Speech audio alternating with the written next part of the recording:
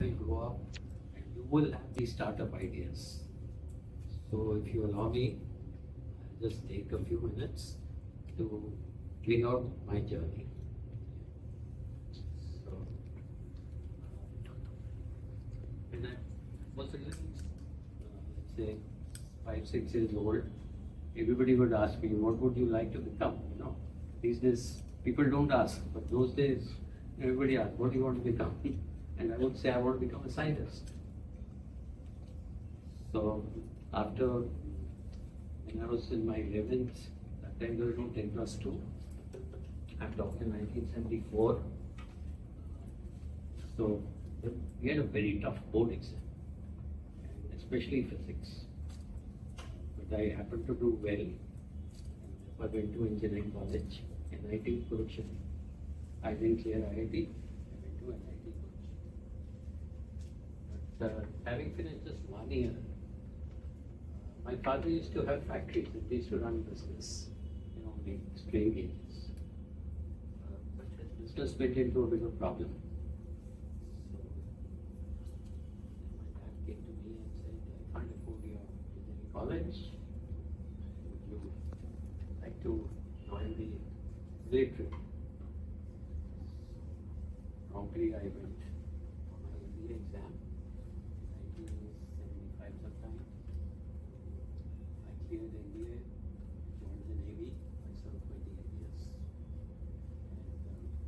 And then I had an option to leave quickly or to work on till about 60. I left Navy, I still wanted to be a scientist.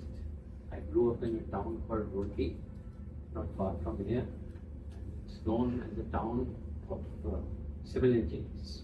IIT Roorkee, Central Building Research Institute, Structural Engineering Research Center, Irrigation Research Institute. Every second person that you met in Roorkee for our neighbors was a civil engineer. So I said I want to be back in that. So then I started that I didn't have a job. I had to invest money in my studies, in my own research. So I studied a lot. I spoke to IIT professors in Roorkee, worked with some people, and got this idea to work on diatoms. And this is how, we developed a formulation. We thought aim was to clean up a lake, a pond. So we went to the pond, we tried our product, failed, came back to the drawing board, failed again. Expenditures were building up. I had 2 or 3 people. So came a time when we had to sell our house. So, but I persevered on. My wife, was working, she was a big support. I persevered with my research. And then something like 2015, after about 4 or 5 years, we succeeded. Then when we succeeded, we thought we had a good formulation and it would work in depolluting. How to really take it to the market? Second struggle. So what do you do in India, especially government of India? People just do what is already being done. They don't want to try new technologies. It was a problem. So fortunately, my elder brother was in US. He worked for Unilever. He just retired from Unilever. He says, since your product is so good, I'll market in US and then we'll get back to India. So we did the strategy of us selling in US. So where do we sell? So US people. We hired some consultants,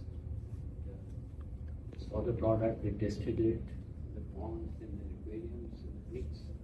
I really liked it. Said, run a market.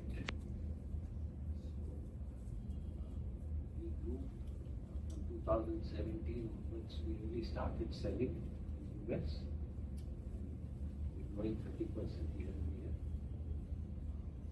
Right now, turnover is about, in US is about $3 million. In India, but we're very happy from where we are. And we are now diversifying into new areas. One such area is, you've all heard of Ozempic. Ozempic is a weight loss injection, which is very prevalent